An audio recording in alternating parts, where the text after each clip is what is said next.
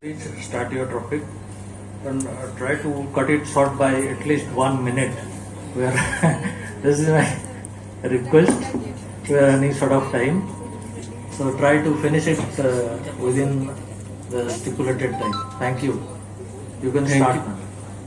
Thank you, and sure sir, I will try to finish within limit time. Okay, good morning to all, and respected chairpersons, and respected dignitaries on the decks, of the decks, and my dear colleague. Today I am going to present my topic, that is rational use of drug. As all we are coming across this thing, actually we are all good doctors, so it is very important. What are the objectives of this rational use of drug?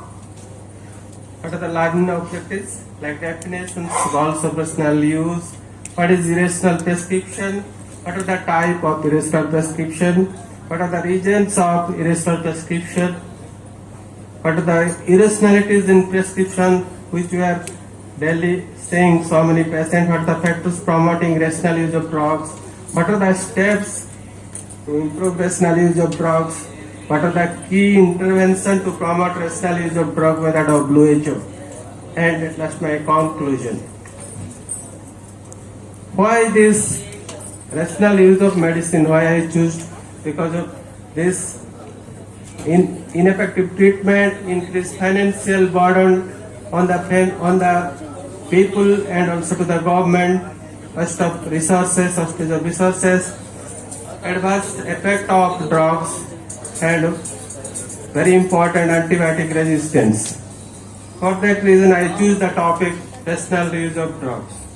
So as per WHO, the meeting of expert on rational use of medicine in 1985 in Nairobi, WHO defines the rational use of drugs that requires patient receive medication appropriate to their clinical needs in doses that meet their own requirements for an adequate period of time and at a lowest cost to them and their community. It is totally based on right drugs to the right patient in right doses at a right cost with right documentation. And it should also fulfill the SANE criteria. So what is SANE? That is safety, affordability, needs and efficacy of the drug. That should always be considered before prescribing to the patient. In another definition, we can say rational prescription is not just a choice of a correct drug for a disease or merely matching of drug with disease, but also the appropriateness of the whole therapeutic setup along with the follow-up of outcome. We have to cover both sides.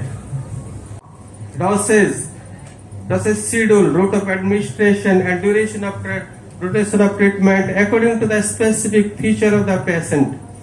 And there should be appropriate patient there where no contraindication exists and the likelihood of adverse reaction is minimal and drug acceptable to the patient. And there should be appropriate time, so we give less time to the patient. We don't have time to listen their problem also. So that is also one factor. And another is lack of diagnostic facilities that are necessary, and also routine use of new antibiotics and unsafe use of drugs. Aspirin in viral fever, as you know.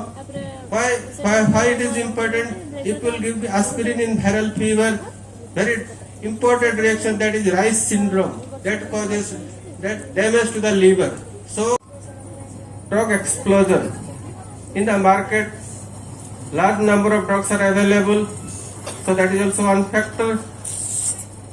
Okay, thanks Dr. Gujaram. In fact, now Dr. Gujaram is my colleague as well as neighbors and my younger brother. So we all agree that how irrational or how far we are maintaining rationality in prescribing drugs. There was a time, particularly few decades back, particularly older group of doctors agree that how our teachers were maintaining ethics, rationality in the prescribing drugs. But nowadays, polypharma, what we will, even we know, we sometimes we see that prescription contain multiple antibiotics, 3-4 types of antibiotics you may get.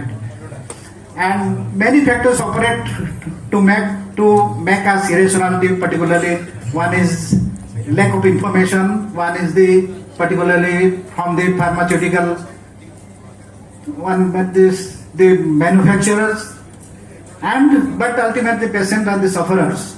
So we have to keep all this particular when you're dealing with the poor patient. We must be some extent we must show certain rationality as a ethics.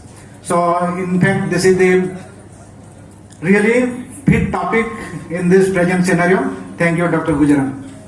Thank you, sir. So, one or two questions from the audience. System of prescription audit in the government hospitals, Yes. but actually that does function. So, what do you think about how to check it? And is there any provision in private practice for private practitioners where this irrational use of prescription can be checked? Till now, it is limited to the government hospital. What we were discussing in last meeting, and that time our seniors or our chairperson, they have what you told, sir. They are also now in next meeting. They will include NGOs and other private practitioners also. Till now, it is limited to government because we are auditing the prescription of hospitals. So till now, it is limited to government hospital. And later, government will include NGOs also and also private nursing home also. Thank you. Irrational. Is there anything like that? Because I felt that almost all the places are irrational. Is it true, sir?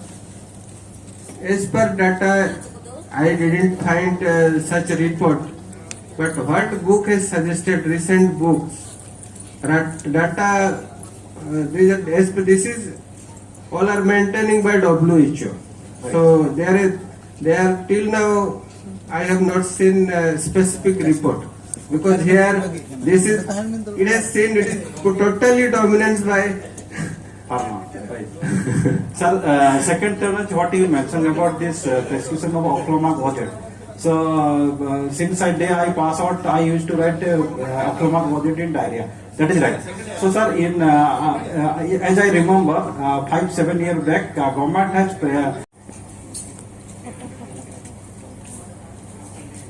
Photo तुम्हें उठाओ मो recording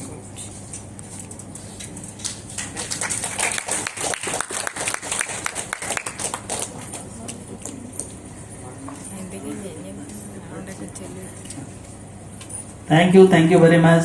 And as for the audience is concerned, we have a prize for Dr. Devaraj. Please.